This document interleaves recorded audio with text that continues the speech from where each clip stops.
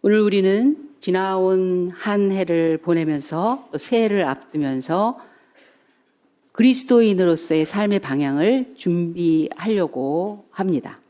우리 이미 2023년도의 표어를 통해서 큰 틀은 하나님께서 주셨어요. 근데 이제는 구체적으로 행동으로 정해야 될 때가 왔습니다. 새해를 시작하기 전에. 왜냐하면 몸까지 가야 그게 참된 생활이거든요. 영혼과 몸이 같이 움직일 때 그게 진짜예요. 그리고 그게 능력이고 그게 응답이 됩니다. 아는 것과 말하는 것이 몸으로 기억되는 것까지 가야 돼요. 몸에서의 감각이 같이 동행해 줄 때 그게 실력이 됩니다. 그리고 그때서야 변화되셨군요. 표대로 살고 계시는군요. 우리가 그렇게 말할 수 있거든요. 그래서 오늘 본문의 이 말씀을 통해서 이렇게 확실하게 결단하고 주님 앞에 그렇습니다. 아멘 하시는 그런 시간이 되시기를 예수님의 이름으로 축원합니다. 아멘. 제가 이런 말을 들었어요. 그 사람이 없는 데서 그 사람을 생각하고 있다면 그건 사랑이래요. 집사님 이번 주에 내내 집사님 생각했다? 그럼 뭐라고요? 왜? 이렇게 반응하시면 안 돼요. 감사합니다. 왜냐하면 우리 부모님은요, 애들 없는 데서 애들 생각 내내 해요. 왜? 사랑이니까. 사랑에는 여러 종류가 있다라는 학문적인 얘기를 할 필요 없어요. 뭐 스톨게의 사랑, 에로스의 사랑, 필레오의 사랑, 하나님의 아가페적인 사랑 다 마찬가지입니다. 애들이 없는 데서 오늘 뭐 먹일까? 얘가 이걸 좋아하는데 이거 사다 줘야 되겠다. 나중에 얘네들을 위해서 뭘 준비해 줄까? 뭐 별걸 다 생각합니다, 아이들을. 근데 제가 감동받는 것 중에 하나는 뭐냐면 저희 교회에 주일학교 또 교회학교 선생님들이 계시잖아요. 일주일에 많아봤자 2시간, 3시간 만나요. 아실란가 몰라. 근데 맨날 애들 얘기해요. 그래서 아이들한테 무슨 좋은 아이디어가 가르치는데 무슨 좋은 아이디어가 있다고 누가 얘기해 주면 쫄 와갖고 목사님 우리 이렇게 해야 될 것 같아요. 이번에 썰매장 갈 테니까 돈 대세요. 자기가 가는 게 아니라 애들 데려가는 것 때문에 내내 그런 생각하고 누가 제가 도와드리죠. 그러면 와서 목사님 그분이요 해주신대요. 그래서 일을 만들어 막 너무 뛸 듯이 기뻐하고 뭘 주면 자기가 갖는 것보다 애들 주는 걸 더 좋아합니다. 애들 없는 내내 생각하고 있어요. 왜? 사랑하니까. 뭐 연인들은 뭐 말할 필요도 없죠. 근데 하나님은 어떨까요? 뭐 사랑이 그렇다면 하나님은 에베소서에 보니까 이렇게 말씀하고 계시더라고요. 창세 전에 그리스도 안에서 우리를 택하사 그렇게 말씀하십니다. 이 세상을 만들기 전에 디자인하실 때 그 계획 속에 그 그림을 그리시면서부터 지금까지 앞으로 내내 세상 끝날까지 계속 염두에 두고 계세요. 하나님이 날 사랑하는 걸 모르시겠다고요? 나 없는 데서, 내가 외면하는 데서, 내가 전혀 하나님과 상관없이 사는 것 같을 때에도 내내 생각하고 계세요. 어디 가나? 왜 그럴까? 뭐 해줄까? 어떻게 하면 될까? 이렇게 만들어 볼까? 어디다가 심어 놓을까? 우리가 전부 한국 사람이 된 게 이게 우연이겠어요? 우리 전혀 모르던 사람이잖아요. 근데 각자 사는 곳에서 나름 막 살고 있어. 우연이 아니죠. 우리의 힘으로 살았다는 부분이 몇 프로나 될까요? 하나님이 우리 한 사람 한 사람에 대해서 전혀 모르는 상황에 계속해서 염두에 두고 계시고 생각하고 계십니다. 왜? 그것이 사랑이기 때문에 그렇습니다. 그래서 누군가가 내가 없는 곳에서도 나를 생각하고 있었다고 한다면 내가 굉장한 사랑을 받고 살아가는 사람이구나. 아무도 날 사랑하지 않아. 난 아무도 없어. 이제는 진짜 홀홀 단신이야. 아니에요. 여러분 제가 일주일 내내 여러분 생각한다는 거 상상을 하셨어요? 대답도 안 하는 거 보래. 이렇게 모른다니까요. 쭉 훑습니다. 거의 매일 훑어요. 계속. 나도 몰라 내가 왜 그러는지. 저는 왜 이런 팔자를 타고 나는지 모르겠어요. 아무 상관도 없는 사람을. 생각이 나는 걸 어떻게 해? 생각이 나는 걸. 그래서 이제 필요해서 전화를 할 때가 있어요. 집사님, 저 시간 있으시면 저 한번 만났으면 좋겠어요. 의논 드릴 것도 있고요. 혹시 언제가 좋으세요? 일단 제 번호가 뜨면 좀 이따 받는 것 같아. 아무리 봐도. 왜 그럴까요? 전 알아요. 그 이유를. 나는 생각하고 있는데 그분은 날 생각 안 하고 있거든. 모르는 사람, 생각도 안 하는 사람한테 전화 올 때 우리 어떻게 해요? 이거 누구야? 뭐지? 왜 그러지? 그러잖아요. 저는 짝사랑을 하고 있답니다, 여러분. 여러분이 저한테 어떻게 상처 주는지 아세요? 매일? 전화해서 그렇게 하면 빨리 대답을 안 하고, 아니, 네? 하고 물어요. 왜 되물었죠? 한국말 했는데? 네? 혹시 시간 있으세요? 기나게 드릴 말씀이 있어서, 그러면, 그때부터 이제 발성 연습하는 거야. 이해오 하는 거죠. 그러고 나서 이렇게 시간을 정해서 이제 뵙게 됩니다. 근데 나중에 들려오는 소리로는 아내한테 그랬대요. 목사님이 왜 나보젠데? 내가 얘기했는데 아내한테 물어봐. 제가 만나자고 하는 건 복인 줄 아시기 바랍니다. 그렇게 해주자. 얘기해주자. 목사가 여러분한테 뭘 내놓으라고 하겠어요? 뭘 못되게 하겠어요? 좋은 일인데 왜 그게 어색하냐? 생각 안 하다가 전혀 관심 없다가 그냥 목사니까 이렇게 생각하기 때문에 그런 거예요. 여러분 어떤 분은 이래요. 전화 이렇게 딱 하면 네 목사님 그래요. 뭘 얘기하기도 전에 저 갈까요? 왜 어디로 와? 제가 할게요. 저 시키세요. 아니 아직은 그럴 때가 아니니까 그 집안일 다 하고 나서 괜찮아요. 짜장면 시켜주면 돼요. 그리고 망치 들고 나타나. 기분 좋죠. 왜? 생각하고 있었구나. 뭔가를 계속 염두에 두고 있었구나. 그렇습니다.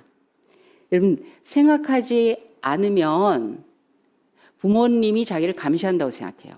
부모님은 사랑으로 계속 대하는데 아이들은 부모님을 그렇게 생각 안 해요. 그냥 엄마야, 그냥 아빠야, 그러죠. 그래서 감시한다고 생각해요. 목사가 자기를 감시한다고 생각해요. 그래서 왜 불른대? 또 찍혔나 내가? 욕해 누가? 막 이러면서 걱정하는 거예요. 선생님이 아이들을 감시한다고 생각해요. 왜? 선생님은 막 생각하는데 아이들은 선생님을 그렇게 생각하지 않기 때문입니다. 하나님이 자기를 얼마나 생각하는지 모르는 사람은요, 하나님이 살짝 귀찮아요. 두려워요. 얹잖아요. 근데 필요할 때는 불러요. 그러던 짝사랑이 이제 참 진실된 함께하는 사랑으로 바뀔 때가 있습니다. 사랑받는 거 다 알아요. 하나님이 날 사랑하는 거 알고 부모님이 날 사랑하는 거 알고 선생님도 나에게 좋은 거 가르쳐 주는 거 알고 그러는데 그게 그냥 일방적인 사랑받는 거에서 같이 설레고 들뜨고 의욕이 넘치고 행복하고 그리고 그렇게 살고 싶어 하는 때가 올 때가 있어요. 그냥 일반적인 사랑은 잠시 잠깐이고 그리고 상대가 막 바뀌거나 아니면 얕거나 오래가지 못하는 경우가 많죠. 좋다 말다 하죠. 그런데 이런 사랑, 이 사랑, 오늘 성경에 있는 이 사랑만큼은 상대를 똑같이 그렇게 미치게 만들어요. 즉 한 알의 밀알이 땅에 떨어져 썩어 죽어 열매를 맺는 그런 사랑일 때, 열매로 나올 때. 이 생각하다라는 자카드라는 원어의 뜻은 기념하다, 기억하다라는 뜻도 있습니다. 우리에게 성찬식을 명하실 때 너희는 내가 다시 올 때까지 이것을 기념하라 그렇게 말씀하셨어요. 그게 뭐예요? 생각하라. 나를 사랑하는지, 나를 사랑하고 있는지, 그 사랑으로 나를 계속 믿고 함께 하는지를 염두에 두고 같이 있자라는 거예요. 그 성찬식에 초대하는 거는 나 생각하고 있니? 네가 나를 사랑하느냐? 그거에 대한 질문이에요. 그 예식으로 우리가 믿음을 증명해 보인다라는 차원이 아니라 정말 중심에서부터 나를 사랑하고 있니? 내가 당장 안 보일 때에도 내 생각하고 있니? 그런 뜻입니다. 저는 살면서 물론 하나님께서 나에게 베풀어 주신 은혜와 그 사랑에 감동하고 그 뜻을 깨닫고 뭐 마음으로 정말 뜨거운 눈물과 신앙 고백을 했지만 실제로 이 경험을 딱 한 번 했어요. 가끔 여러분들에게 얘기했던 내용입니다. 근데 그것이 자주 필요할 때마다 계속 꺼내게 하신 이유를 사실은 요번에 알았어요. 요번에요. 제가 전에 광화문 우체국에 그 포장한 아저씨 얘기 종종 했죠. 왜 이제서야 그분의 말을 생각해냈는지 제가 너무나 깜짝 놀랐어요. 왜냐하면 결국 내 수준만큼 알아가는 거구나. 그 내용을 모르시는 분을 위해서 잠깐 말씀드리겠습니다. 제가 미국 가기 위해서 내일이면 비행기 타고 가야 돼요. 그런데 가기 전에 짐을 붙이는 거예요. 옛날에는 광화문에 국제우체국이 있었어요. 국제 우편은 제일 큰 곳인데 거기서 주로 붙이는 거예요. 그래서 거기는 회사나 뭐 이런 큰 기업들이 많아서 중요한 그 업무를 보기 위해서 국제우체국에 굉장히 많은 그 중역들, 비서들, 남자들이 그렇게 와서 뭘 붙여요. 그래서 저는 책하고 그때 설교 테이프, 왜냐하면 설교는 오직 교회에서 목사님을 통해서만 들었을 때예요. 옛날 그 모세 시대는. 그래서 목사님 설교를 그 스피커에다가 그 녹음기 매달아 놓고 그거를 녹음을 해서 계속 모아놓는 거예요. 그걸 또 듣고 하는 거예요. 새벽, 수요일, 금요일, 주일, 오전, 저녁. 그게 유일한 말씀 듣는 기회였었어요. 그래서 그걸 가져다가 내가 미국에 가면 정말 미국 백인들만 있는 곳에 한인 교회가 있는지도 모르고 내가 아는 사람 하나도 없는 그런 곳에 가는데 나를 픽업해 주는 사람도 전혀 모르는 누구를 통해서 정말 낯선 곳인데 예배를 어떻게 드릴지도 모르는 그런 상황에서 설교 테이프를 한 사각 박스에다가 다 담아가지고 가야 되는 거예요. 이거는 다른 것보다 나한테는 너무너무 중요한 것이었어요. 예수님을 청년 때 만나가지고 미친 듯이 이럴 때 하나님이 갑자기 광야 같은 아무도 모르는 거리 덩그라니 보내시니까. 그래서 그 짐을 붙이는데 거기에는 포장을 해주는 전문 그 직원이 따로 있었어요. 그래서 개별적으로 포장을 할 수가 없고 그분이 다 해야 돼요. 그런데 중앙에다 이렇게 테이블이 놓고 그러면 사람들이 그 사람한테 다 부탁을 하는 거예요. 다 둘러싸고 있는 거죠. 한 분이 딱 그걸 합니다. 얼굴은 빼짝 말랐어요. 얼굴이 노래요. 폐병 환자처럼. 그리고 광대뼈가 툭 튀어나온 아주 나약해 보이는 그런 청년 비슷한 아저씨였어요. 저를 보다 이게 뭐냐요? 책하고 테이프입니다. 테이프요? 그래서 설교 테이프인데 이거 미국에다 붙이려고 해요. 그랬더니 알았다고 하면서 그 상자를 만들어서 쌓았는데 여러분 그 포장을 하는 걸 보고 경이로움을 느낄 수 있다고 생각하세요?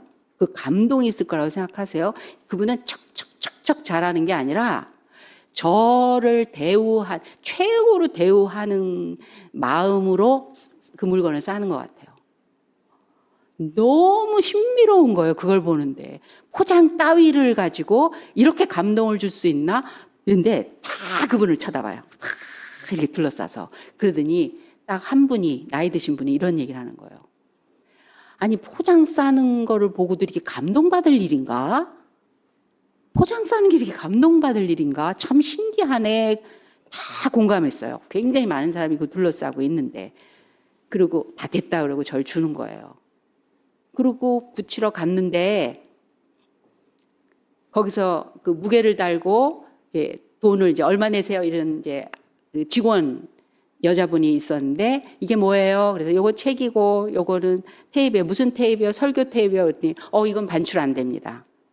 설교 테이프는 안 된다는 거예요. 그래서 왜요? 했더니 많은 목사님들이 정부를 욕을 많이 해서 설교에서 절대로 테이블 외부로 반출을 못하게 법령이 내렸다는 거예요. 나는 이게 나한테는 생명줄이에요. 이거 붙여야 되는데 너무 마음이 졸여지고 나 내일 비행기 타야 되는데 이걸 어떻게 수습할 방법이 없잖아요. 나 가야 되는 그 갖고 가야 되는데 이러고 절절 매는 거죠. 말만 안 되는데 이러고 있는데 어느새 그 아저씨가 옆에 서 있는 거야. 지금 일이 밀려 있을 텐데 서 있는 거예요. 그랬더니 저하고 그 아가씨를 번갈아 보면서 왜 그러세요? 그러는 거예요. 그래서 이게요 반출이 안 된대요. 설교 테이프 반출이 안 된대요. 그랬더니 그 아가씨를 딱 보면서 제가 책임질 테니 진행해 주세요. 그러는 거예요.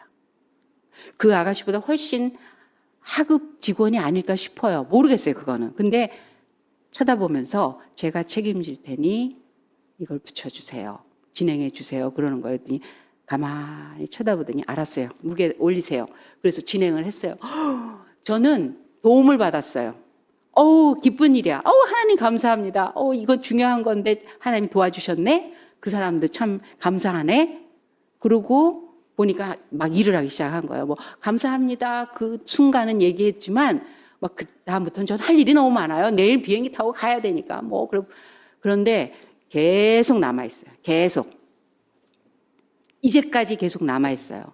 그 포장했던 모습, 사람들도 감동했던 모습, 그 신비로운 그 사람의 태도. 내가 무슨 일을 하든 사람들에게 감동을 줄 수 있다는 걸 그분한테 배운 거예요. 왜 그분은 기술적인 그 모습이 아니라 뭘 잘하는 게 아니라 왜 내가 감동받을까? 왜 사람들도 같은 얘기를 할까? 그게 뭘까? 그리고 내가 직접 도움받은 거. 그게 고마워서 기억하고 있다가 방학 때 나왔어요. 그리고 생각이 나니까 그 우체국을 찾아간 거예요. 광화문에. 없어졌어. 지금 없죠. 찾을 길이 없는 거예요. 그냥 아쉽네. 다시 한번 감사하다고 그러면 좋았을 걸. 이렇게 생각을 한 거예요. 여러분 그게 근데 지금 이제까지 이 말을 기억 안 하고 있었어요. 이 말이 항상 내 안에 맴돌았는데 내가 이 말을 기억하고 있지 않았어요. 그 아저씨가 한 말. 내가 책임질 테니 진행시켜서 책임질 테니. 여러분 그분은 포장하는 분이에요. 포장을 잘하는 책임이면 된 거예요.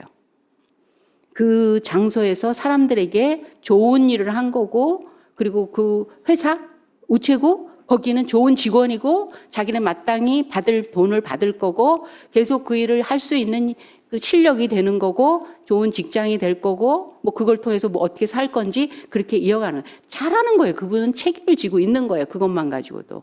근데 나보다 형편이 못한 사람이 유학 가는 나하고 포장이나 하고 있는 그 사람하고 형편이 월등하게 달라요. 나보다 못해요. 그래서 그분은 잃어버리면 많이 잃어버리는 거예요. 하나밖에 없는 사람이 그걸 잃어버리면 다 잃어버리는 거예요. 책임을 진다라는 게 뭐예요? 법령이 내려졌는데 누가 이렇게 하라고 그랬어? 나는 없어진 상태예요. 누가 그랬다며? 네가 책임있다고 그랬다며? 그러다 나중에 무슨 일 있으면 어떡하려고 그래? 너 무슨 일이야? 너 일을 왜 있다 이래? 했을 때 네, 제가 했습니다. 그걸 감당하겠다는 거잖아요. 우리는 내가 할 일을 잘하는 책임 속에서 멈추려고 해요. 근데 그걸 기억하게 하신 하나님이 그 사실을 내 가슴 속에 꽁꽁 묶어서 이제까지 살게 하셨던 이유를 알았어요. 주님을 본받는 자가 되라. 하늘의 미랄이라는 건 뭔가 내가 필요로 할 그 순간에 나를 버리고 나를 내어줄 수 있는 것, 그게 주님을 본받는 미랄이 되는 거라는 걸 알았어요. 그냥 감동이 아니었기 때문에 내가 계속 생각하게 하셨고 그 이야기를 꺼내게 하셨고 근데 너는 왜 이 얘기는 안 하냐 하고 여태까지 말씀하셨던 것 같아요. 제가 그 수준이 아직 아니었거든요. 참 좋은 분이셨어요. 저는 도움도 많이 받았고 저도 도와주는 거에 대해서 당연하다고 여겨요. 그런데 내가 그 순간 나보다 나은 사람을 위해서 내가 가지고 있는 유일한 한 가지를 버릴 만큼 책임져 줄 수 있는 그런 부자인가? 그런 힘이 있는 사람인가? 여러분, 크리스찬이라면, 교회라면 그런 사람들인 거예요. 아이를 낳으면 그렇게 길러야 되는 거예요. 나라는 그런 사람이 지켜야 되는 거예요. 여러분, 사회생활은 그런 사람이 뭐 갑을 얘기하는데 기왕 갑이면 그런 사람이 갑이 돼줘야 되는 거예요. 빌라도는 권력이 있었어요. 힘이 있었어요. 재판할 수 있는 권한이 있었어요. 그 사람 말이 법이에요. 예수님을 본 순간 무죄라는 걸 알았대요. 빌라도의 고백이라는 책을 여러분 혹시 구할 수 있으면 구해서 읽어보시기 바랍니다. 감옥에서 죽기 전에 기록한 거예요. 나는 그 예수라는 그분을 보는 순간, 자기 법정에 딱 순간, 서 있는 순간, 그분은 무죄라는 걸 알았고, 그분 눈에 온 우주가 빨려 들어가는 것 같은 그런 놀람을 겪었다는 거예요. 예수님이 그냥 평범한 인간이 아니시잖아요. 그런데 자기는 현실에 자기를 필요로 하는 그 순간에 나의 안위를 위해서, 나의 그 이후의 성공을 위해서, 내 명예를 위해서, 내가 잘 살아야 되는 그 목적을 위해서 나를 피곤하게 해, 내 것을 가져가 나를 힘들게 할 거야. 이걸로 인해서 내가 욕을 먹을 거야. 그러면 그래, 죽여버려. 내주는 거예요. 나는 죄 없어. 니네들이 한다고 그랬기 때문에 억지로 난 한 것뿐이야. 손을 씻은들. 그래서 자기는 총독이란 자리도 결국은 잃어버리고 거기서 쫓겨나고 감옥에 갇혀서 미쳐 죽거든요. 빌라도는. 자기가 그 순간에 어떤 기로점에 있었는가에 대해서 나중에 알게 된 거예요. 나는 무죄한 자를 팔았는데 그냥 무죄한 자가 아니라는 거죠. 근데 이 아저씨는 나한테 내가 책임질게요. 이 말 속에 들어있는 어마어마한 걸 가지고 저를 계속 도전했던 거예요. 우리 주님. 빈털터리처럼 보이시는 그분. 약하고 무력하고 그리고 누구보다도 못난 분 같은 그런 모습으로 살짝 등장을 하세요. 그래서 하찮게 여기게 하십니다. 그런데 결국 내가 가장 절박할 때, 아무도 없을 때, 내가 가장 필요로 한 거, 사람들은 그깟게 뭐라고 그걸 붙이네 안 붙이네 뭐 못 갖고 가면 할 수 없이 할 때 저는 아니었다고요. 저는 그거 없이는 절대 안 되는 절박한 순간이었다고요. 아무도 없는 사막 같은 곳에 이제 믿고 이제 하나님 때문에 행복해요라고 할 때 아무것도 잡을 게 없는 그 속에 가는데 이것마저 없으면 난 어떻게 살지?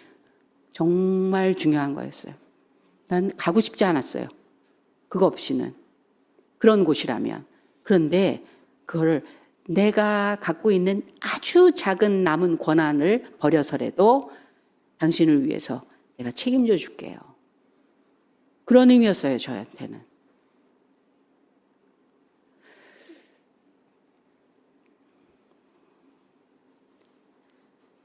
그분 다시는 못 봤죠. 그분 혹시 정말 질병 때문에 먼저 세상을 떠났을 수도 있을 거라는 상상도 해봐요. 그분이 만약에 내 앞에 나타난다면 이렇게 얘기하고 싶어요. 이제는 내가 책임져 주고 싶다고. 그 아저씨의 어떤 필요에 내가 책임져 주고 싶다고. 나한테는 아무런 유익도 오히려 나한테 너무 큰 거를 요구할 일일지라도 해주고 싶어요. 왜? 저 진짜 주님의 주님 되심에 대해서 더 깊이 성숙하게 알아갈 수 있는 큰 본이 된 분이기 때문에 그렇습니다. 어떤 두 친구가, 한 고향에서 살던 두 친구가 베트남 전쟁에 참여했습니다. 그 폭탄이 쏟아지고 적군이 공격이 심해서 이 부대가 이제 퇴각을 해야 되는 거예요. 그런데 저쪽에 있던 친구가 가슴에 총을 맞은 거예요. 그래서 완전히 쓰러진 거예요. 거기를 달려가니 부대장이 얘기합니다. 우리 퇴각하니까 지금 모든 걸 스톱하고 후퇴하라는 거예요. 근데 저쪽에 있는 친구를 향해서 달려가려고 할 때 부대장이 고함을 지르는 거예요. 너 명령 어기지 마. 너의만의 문제가 아니야. 우리 부대의 문제가 된다. 걔는 이미 글렀어. 안 돼. 죽어. 그리고 너도 죽을 수도 있고 너로 인해서 우리가 늦어져. 그러니까 빨리 돌이켜. 돌아서서 뛰라고. 막 그러는 거예요. 저는 그럴 수 없습니다. 그리고 친구한테 가요. 들러 엎어요. 그리고 근데 뭐 결국은 자기도 총을 맞고 왔을 때는 피투성이가 되고 그래서 퇴각을 한 후에, 후퇴를 한 후에 나중에 안전한 곳에 왔을 때 보니까 친구가 죽어 있어요. 그때 부대장이 그러는 거예요. 거봐. 결국 죽을 애를 너도 다쳤고 우리를 위험에 빠뜨리려고 네가 뭐 굉장히 화를 내죠. 예, 군인의 정신으로 보면 잘못된 일일 수도 있어요. 그런데 이 친구가 이런 말을 했어요. 아니요. 저는 어떤 벌일지라도 받을지언정 저는 이렇게 할 수밖에 없습니다. 왜냐하면 그 친구가 자기를 보자마자 자기가 이제 데리고 안고 와야 되잖아요. 보는데 그러더래요. 마지막 말이 이거예요. 네가 올 줄 알았어. 네가 올 줄 알았어. 그걸로도 족합니다. 저는 그걸로 족합니다. 우리 주님, 내가 살기 위해서 그분이 치룬 일은 네가 살았으면 된 거야. 너 위로받았으니 된 거야. 너 이제 다시 살 길을 찾아서 힘을 얻었으니 난 아파도 돼. 난 대신 끌어안고 가겠다는 거예요. 책임질 테니까 그대로 진행하게 해주세요. 그겁니다. 소돔 고모라를 멸망하실 때 성경은 이렇게 기록합니다. 창세기 29장 19절에 하나님께서 소돔 고모라를 그 죄악으로 인하여 엎으실 때 아브라함을 생각하사 롯을 그 엎으신 곳에서 이끌어내시니라. 생각하사, 즉 아브라함 전혀 그 상황 속에 있지 않는 아브라함을 생각하사 그 마음을 헤아리다 보니까 이건 절대 심판이 있는 그곳에서도 하나님을 살짝 어떻게 보면 이거 일종의 비리예요. 소돔 고모라 완전히 멸해야 되는 그 죄악에 만연한 곳에서 롯도 그렇게 떳떳할 게 없는 그런 사람인데 아브라함을 생각하사 아브라함을 너무 사랑해서 그 안에 들어있는 롯에 대한 사랑과 아픔, 괴로움, 그 상실감 이런 걸 생각하니까 롯 끌어내주자. 여러분 참 희한하죠? 롯은 도망가라고 하는데도 저는요 무서워서 못 도망가겠어요. 멀리 못 가니까 소알 땅에나 가게 해주세요. 거기서 멀리 떨어지지 않은 곳에 갈 때 그걸 응답을 해주세요. 우리 기도는 우리의 기도를 훨씬 더 빨리빨리 응답해 주셔야 되는데 어줍지 않은 롯의 이야기를 들어주세요. 왜? 아브라함을 생각하사. 우리 부모님의 간절한 그 소망 있는 하나님 앞에 그 은혜 받은 기도는 기도한다. 애 망가지지 않게 더 지켜줘야 돼. 보너스 얼마나 많은지 몰라요. 나의 연약함에도 불구하고 하나님께서 형통케 하시는 일이 있다면 누군가를 생각하사 대신 그를 위해서라도 하나님께서 이루어 주시는 그런 일이 있습니다.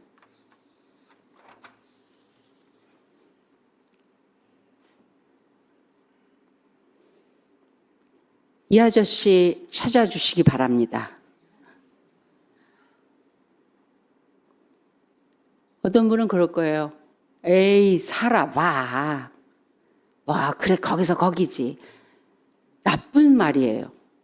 성경은 이렇게 얘기합니다. 한 알의 밀알이 떨어져 썩어 죽으면 많은 열매를 맺는데요. 그런 분들이 있으면 정화돼요. 맑아져요. 깨끗해져요. 해피해져요. 행복해질 뿐만이 아니라 풍성해지고 더 옳고 바르고 좋은 그런 삶이 됩니다. 그런데 이 세상살이에는 그런 밀알이 되기를 싫어합니다.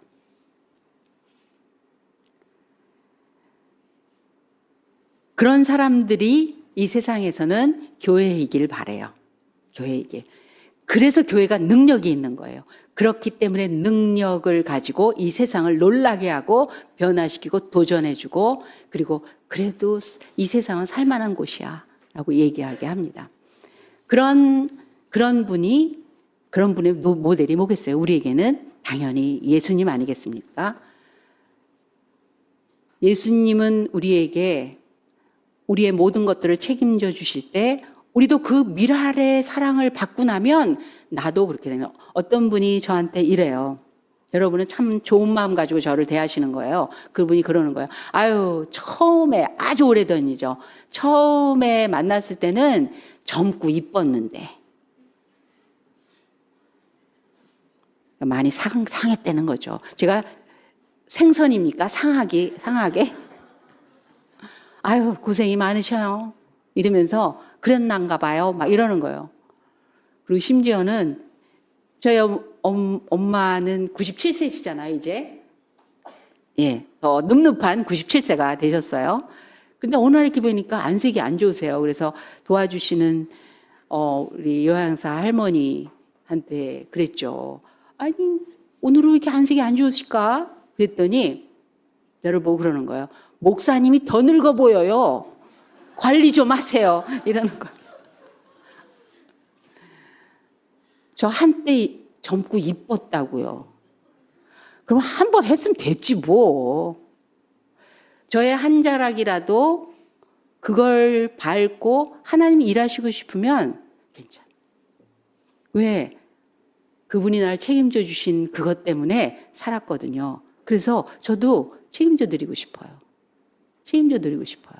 괜찮아요. 많이 늙었더라고요, 사실 보니까.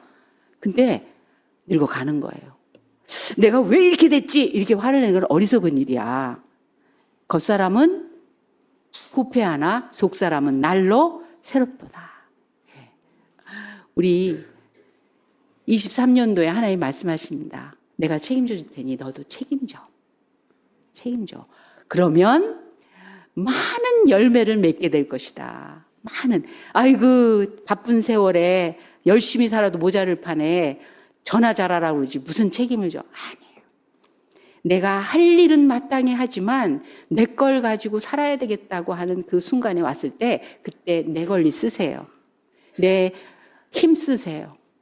내가 그 의자에 앉는 것으로만 내 삶을 삼지 않겠습니다. 사울 왕은 그 자리를 차지하기 위해서 엄한 사람 괴롭히고 발버둥 치다가 패가망신했어요. 그 자리는 나를 대변할 수가 없어요. 그 자리까지 주님에게 내어드리면서 하나님을 변호하는 거예요.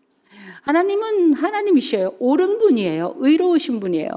구원자세요. 그분은 우리의 모든 것 되시는 분입니다. 세상에 별 얘기를 가지고 다 비난하고 욕을 하고 우리가 그분에게 속했다는 것이 부끄러운 일처럼 만들지라도 그렇지 않다고.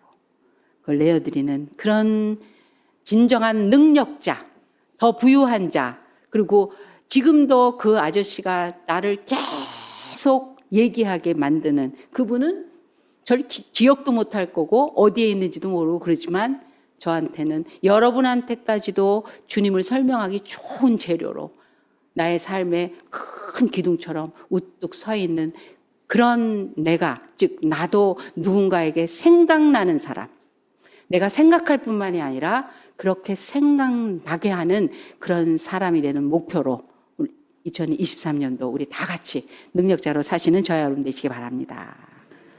기도하겠습니다. 하나님 아버지, 너무나 감사합니다. 한 알의 미랄, 겨우 한 알 숫자라고 생각했지만 그러나 그 안에 어마어마한 웅장한 하나님의 전부가 그 안에 들어있었음을 깨닫고 무한 감사, 영광을 고백합니다. 주님, 그 사랑 앞에 녹아지게 하셨으니 더 이상 차가워지지 않겠습니다. 그 사랑 앞에 거룩하게 만드셨으니 하나님의 경건 속에서 살겠습니다.